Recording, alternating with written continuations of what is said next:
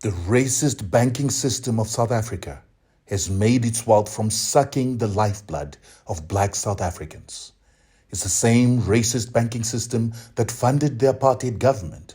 It was the same racist banking system owned by the Ruperts and Oppenheimers that funded the manufacture of jail cells, the production of tear gas, bullets. It paid the soldiers and police and secret units that murdered thousands of black South Africans and over 600,000 Africans to protect apartheid.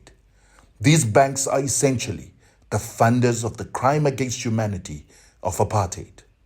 And before the dawn of independence, these banks took control of millions of acres of land, trillions of dollars of resources, and gave loans to white South Africans so that they could buy shares, to privatize parastatals that were funded by black slavery and the exploitation of black South Africans.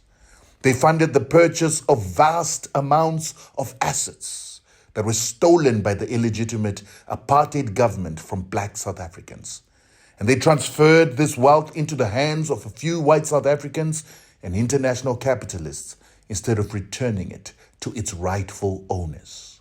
And all this was done to ensure that apartheid continues through economic deprivation of black South Africans. According to Stephen Goodson, just before the end of apartheid, the Reserve Bank of South Africa, which is controlled by the big four banks of South Africa, sold over $230 billion of South African gold to Swiss, US, and UK banks. And then the money was stashed away for the benefit of Western capitalists together with the Broederbond so that it can control South Africa under a broke black government because of this theft. Till today, these racist banks deny black South Africans business loans, housing finance, control of assets, or loans to buy shares on the Johannesburg Stock Exchange. Yet all these banks are funded by the pensions of black South Africans that are sitting in PIC. These very same banks ensured that South Africa is registered as an incorporation on the New York Stock Exchange so that they can borrow from international banks by mortgaging South African resources, which benefit white South Africans and deprive black South Africans whose taxes will pay for these loans.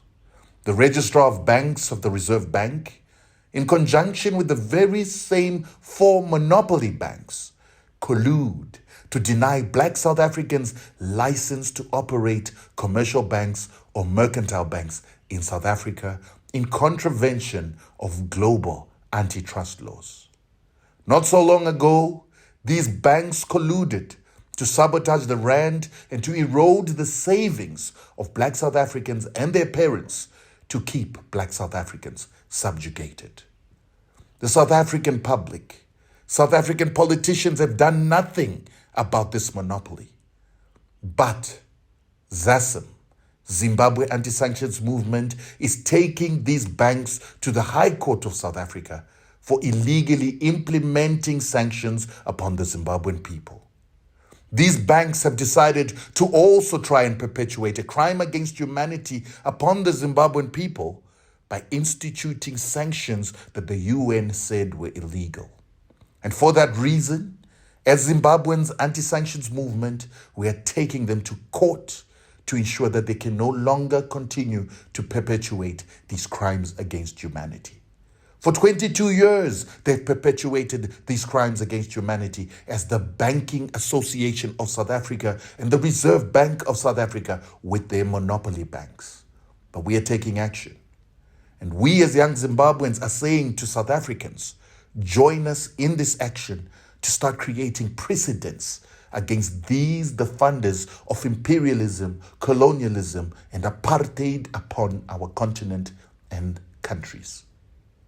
We invite South Africans who are tired of this criminal cabal to join us as friends of the courts to create precedents and case law that will begin to bring restitution upon the people of Africa.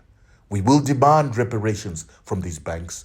We will demand that these banks pay for their crimes against humanity upon the Zimbabwean people, South African people, SADC people, and Africans in general as they try to maintain apartheid.